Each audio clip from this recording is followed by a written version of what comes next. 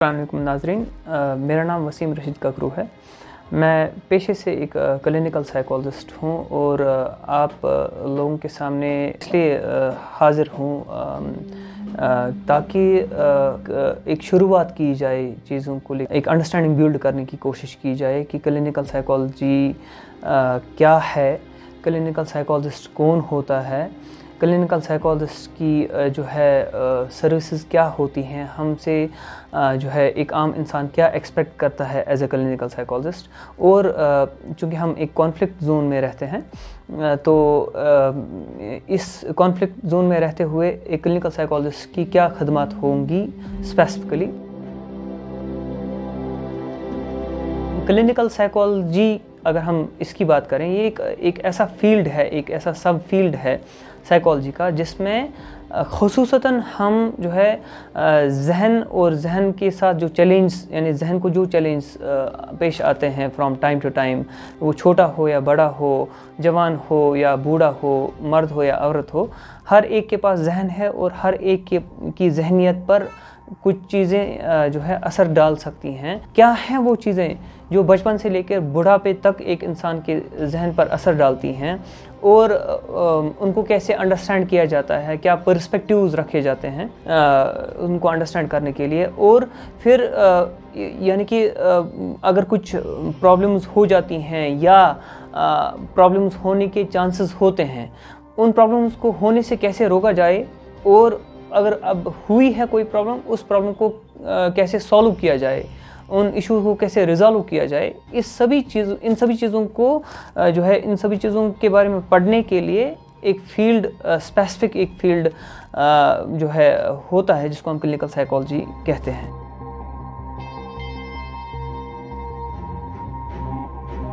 तो clinical psychologist कौन होता है?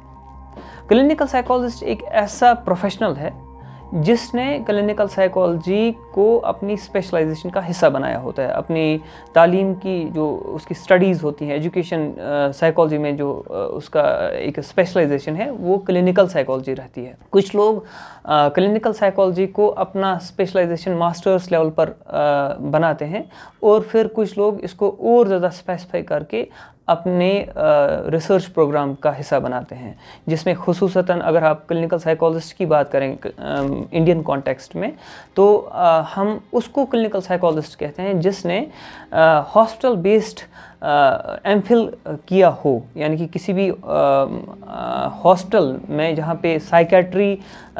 डिपार्टमेंट हो या जहाँ पे क्लिनिकल साइकोलॉजिस्ट जो काम करते हैं,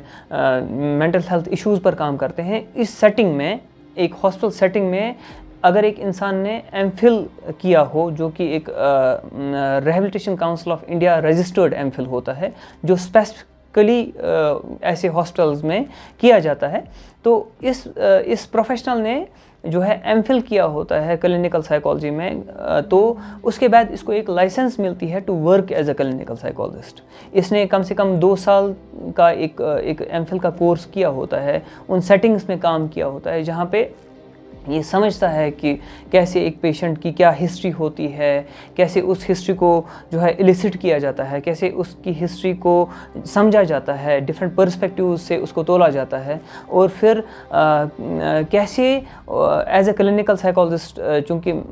हम दवाई पर उतना फोकस नहीं कर सकते हैं क्योंकि that's not our job to do, वो एक साइकेट्रिस्ट का काम होता है टू प्रिस्क्राइब मेडिसिन और to understand somebody's illness and prescribe medicine accordingly. हमारा काम एज क्लिनिकल साइकोलॉजिस्ट होता है कि हम देखें कि नॉन फार्माकोलॉजिकली, यानी कि विदाउट प्रिस्क्राइबिंग मेडिसिन, हम एक इंसान की प्रॉब्लम्स को कैसे समझें, क्या पर्सपेक्टिव्स होने चाहिए हमारे पास, क्या स्किल्स और टेक्निक्स होनी चाहिए हमारे पास टू हेल्प दैट पर्सन। अगर फॉर एग्जांपल एक डिप्रेशन का शिकार बंदा है तो वो उसको हम कैसे दवाइयों के बगैर हमारी क्या सर्विसेज होनी चाहिए उसको। अगर साइकेट्रिस्ट ने उसको मेडिसिन प्रिस्क्राइब किए तो एज ए क्लिनिकल साइकोलॉजिस्ट मैं उसकी हेल्प कैसे कर सकता हूँ, उसके लिए जो स्किल्स और टेक्निक्स मुझे समझ आनी चाहिए, जो अंडरस्टैंडिंग मुझे बिल्ड करनी है, उसी के लिए एमफिल किया जाता है ताकि वो अंडरस्टैंडिंग्स बिल्ड हों। एक इंसान में, ताकि वो शाना बशाना साइकेट्रिक सोशल वर्कर्स और बाकी जो भी हमारे बाकी प्रोफेशनल्स इस फील्ड में एज ए टीम काम करते हैं, उनके साथ हम एज ए टीम काम करते हैं एक इंसान की हेल्प के लिए, ताकि वो इंसान जो है अपने आप को समझे, अपनी प्रॉब्लम्स को समझे और उन प्रॉब्लम्स के साथ डील करना उसको समझ आए पहले, और फिर उन प्रॉब्लम्स को डील करने के लिए जो उसमें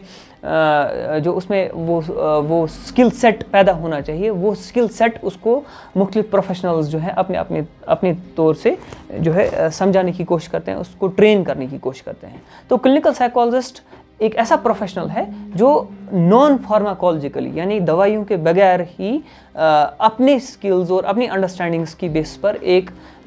ऐसे इंसान की हेल्प करने की कोशिश करता है जो किसी मेंटल हेल्थ इशू के साथ जूझ रहा होता है।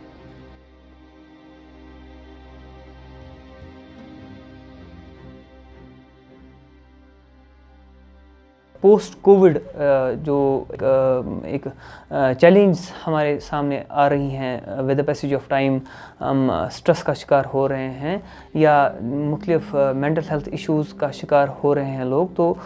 इस सिनेरियो में पोस्ट कोविड जो सिनेरियो है इसमें हमारी क्या अहमियत है, हमारी सर्विसेज की क्या अहमियत है, और इन सभी चीज़ों के बारे में हम इंशाल्लाह बात करने की कोशिश करेंगे। और एक बाज़ाब्ता तौर पर हमारा मकसद एक सीरीज़ थ्रो करना होगा to the public, so that public understands where to reach for help and क्या एक्सपेक्टेशंस हो सकती हैं हमसे।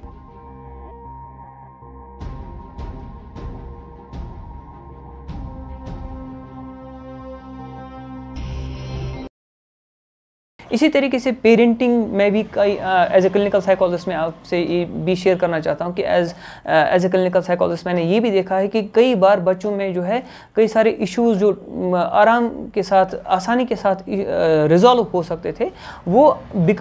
Unfortunately because of some ill parenting practices वो और ज़्यादा संगीन हो जाते हैं बच्चों में, वो और कम्प्लेक्स हो जाते हैं और आखिरकार वो किसी न किसी दर्द की शक्ल इख्तियार करते हैं वो इश्यूज़। अगर पेरेंट्स को बाज़ाब्ता तौर पर उनको समझाया जाता कि कैसे किन इश्यूज़ को कब आइडेंटिफाई किया जा सकता है, क्या वो साइंस हैं, क्या वो इंडिकेशंस हैं, या किसी इलनेस को डेवलप होने या किसी इशू को डेवलप होने से पहले ही उस पर कैसे काम किया जा सकता है एज ए पेरेंट, क्या वो प्रैक्टिसेस हो सकती हैं जिनकी वजह से घर का माहौल सही हो सकता है। इसी तरीके से क्या वो प्रैक्टिसेस होनी चाहिए बिटवीन द स्पाउसेस जिसकी वजह से डोमेस्टिक वायलेंस कम होने के चांसेस हैं। क्या वो प्रैक्टिसेस हैं जिनकी वजह से एक पेरेंट एक एडोलसेंट के साथ जो है एक राबिता कायम कर सकता है, एक रेस्पेक्ट पैदा कर सकता है उस रिलेशनशिप में। जब इन चीज़ों पर काम होता तो शायद कई सारे लोग जो है मुख्तलिफ मेंटल हेल्थ इश्यूज़ में ट्रैप होने से बच सकते थे। और अगर कोई बच्चा या कोई एडोलसेंट ट्रैप अब हो भी जाता है, अब जब केयर गिवर्स को पता ही नहीं है, उसकी बेसिक अंडरस्टैंडिंग नहीं है कि डिप्रेशन क्या होता है, इसके साइंस एंड सिम्टम्स क्या हैं, स्कूल फोबिया क्या है, इसके साइंस एंड सिम्टम्स क्या हैं, ADHD क्या है, इसके साइंस एंड सिम्टम्स क्या हैं, मुख्तलिफ किस्म के एंग्जाइटी डिसऑर्डर्स हैं, उनके साइंस एंड सिम्टम्स क्या हैं, एक बच्चा कैसे हमें आइडेंटिफाई हो सकता है कि इसमें कोई मसला डेवलप हो रहा है, कोई इलनेस डेवलप हो रही है। जब इन बेसिक चीज़ों की हमें as a parent as caregiver हमें पता नहीं होती है तो हम इन चीज़ों को मिस हैंडल कर लेते हैं, और नतीजा ये निकलता है कि अगर किसी को अभी माइल्ड डिप्रेशन डेवलप हुआ था और उसको एज ए पेरेंट हमें पता होती कि उसको क्या करना है, यानी कि वो एक फर्स्ट एड हमारे पास होता कि ऐसी सिचुएशन में क्या करना चाहिए, हमें किन प्रोफेशनल्स को राबिता करना चाहिए, या प्रोफेशनल्स को राबिता करने से पहले हम घर पे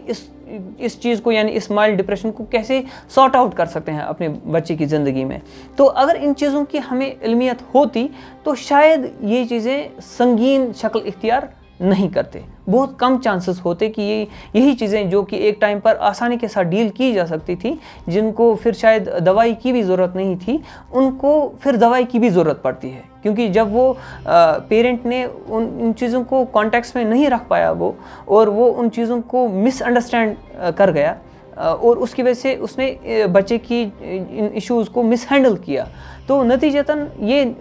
होता है कि यही बच्चा जो है ये आगे जाकर किसी और मेंटल हेल्थ इशू का शिकार हो जाता है, मॉडरेट से फिर सीवियर डिप्रेशन का शिकार हो सकता है। इसी तरीके से जो कल तक एंग्जाइटी इश्यूज़ थे या स्ट्रेस इश्यूज़ थे, कल को वो एक फुल फ्लेजेड एंग्जाइटी डिसऑर्डर का शिकार हो सकता है। या जिसको असर्टिवनेस में प्रॉब्लम थी वो कल को बुलिंग का शिकार हो सकता है। और अगर कोई बुलिंग का शिकार था तो कल को उसको डिप्रेशन लाइफ में आ सकता है। या कल को एक इंसान जिसकी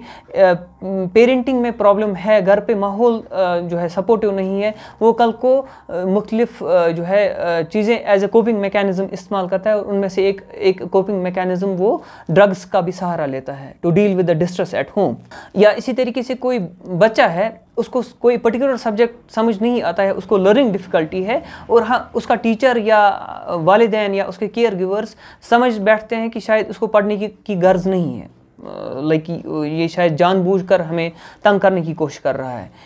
या तो कशिर पर वनान कि अमिस पर्नस गर्ज यह हीतन वन आसान हीत छाड़ान आसान न पर्निक थ्रेट। तो ऐसी चीज़ें हमें, जब हमें पता ही नहीं है स्पेसिफिक लर्निंग डिसऑर्डर होता क्या है, या स्पेसिफिक लर्निंग डिसेबिलिटी होती क्या है, या लर्निंग डिफ़िकल्टी क्या होती है, तो हम इन चीज़ों को मिसहैंडल कर लेते हैं, इसको मिसअंडरस्टैंड कर लेते हैं। और नतीजा इस बच्चे को लगता है कि मुझे कोई नहीं समझता, इसमें दिन ब दिन गुस्सा बढ़ जाता है, और या तो ये स्कूल छोड़ देता है, या तो ये पढ़ाई छोड़ देता है फिर आगे जाकर, और या तो ये फिर ऐसे बच्चों के साथ गैंग में शामिल हो जाता है जिनको ऑलरेडी पढ़ने के साथ कोई लगाव होता ही नहीं है। और इस तरीके से एक बच्चे की ज़िंदगी को ख़राब कर देते हैं हम by our misunderstanding of the things. या तो हमें पता ही नहीं थी, या तो हमने पता करने की कोशिश ही नहीं की कि क्या मसला है। तो फिर वो कल को अगर गैंग ज्वाइन करता है तो फिर कल को उसमें जो है कई सारे आदतें जुड़ सकती हैं उसकी लाइफ में, जैसे फिर वो बाज़ाब्ता तौर पर जो है एक ड्रग एडिक्शन का शिकार हो जाता है। तो इस तरीके से एक इंसान की ज़िंदगी जो किसी एक अच्छे ट्रैक पर चल सकती थी, जब हमने उसके इश्यूज़ को नहीं समझा या नहीं समझ सके, because we are not able to understand that, और कि मतलब हमें वो मोहलत ही नहीं मिली कभी इन चीज़ों को समझने की, या हमारे पास टाइम ही नहीं था इन चीज़ों को समझने का कि हम समझ लेते कि ये मेंटल हेल्थ इश्यूज़ क्या हैं, इनके साइंस एंड सिम्टम्स क्या हैं, और इनको आइडेंटिफाई कैसे किया जा सकता है, इनको ट्रीट कैसे किया जा सकता है, कौन प्रोफेशनल्स इनको ट्रीट करते हैं, क्लिनिकल साइकोलॉजिस्ट की क्या खदमात हैं, साइकेट्रिस्ट की क्या खदमात हैं, और इसी तरीके से बाकी स्पीच थेरेपिस्ट है, ऑक्यूपेशनल थेरेपिस्ट है, मुख्तलिफ प्रोफेशनल्स हैं इस मेंटल हेल्थ एक टीम को अगर हम समझें, तो इस टीम में मुख्तलिफ प्रोफेशनल्स अपने अपने हिसाब से अपना किरदार अदा करते हैं, अपना रोल अदा करते हैं, और उस तरीके से एक इंसान की जो है टाइम पर मदद को उसको हम मदद कर सकते हैं। तो इसी सिलसिले में हम इस इंशाल्लाह इस एक वीडियो सीरीज़ का इनेकाद कर रहे हैं, एक शुरुआत कर रहे हैं, ताकि लोगों तक हम बड़े ही मुख्तसर अंदाज में मुख्तलिफ मेंटल हेल्थ इश्यूज़ के बारे में जो है मालूमात उन तक पहुँचाएँ, ताकि वो मुख्तलिफ चीज़ों के बारे में आगाह हो जाएं, ताकि वो अपने बच्चे में या अपने आस पड़ोस में या अपनी रिश्तेदारी में अगर कोई इंसान साइलेंट सफ़रर बन चुका है कि मतलब उसको मसला है लेकिन या तो उसको खुद समझ नहीं आता है कि क्या मसला है, या तो उसको घर वाले नहीं समझते हैं कि इसके साथ क्या मसला है, ऐसे लोगों का इलाज किया जाए, टाइम पर इनको हेल्प मिल जाए, ताकि ये इन चीज़ों में और संगीन ना हो जाएं। ये जो मेंटल हेल्थ इश्यूज़ इनको डेवलप हो रहे हैं, ये किसी फुल फ्लेजेड डिसऑर्डर की शक्ल ना इख्तियार करें, और अगर किसी को अब डिसऑर्डर हुआ है तो उसकी हेल्प हो जाए ताकि वो अपनी ज़िंदगी को फिर से पटरी पर ला सके। तो इसी चीज़ को जहन में रखते हुए इंशाल्लाह जो है मेरा मकसद यही होगा, और अगर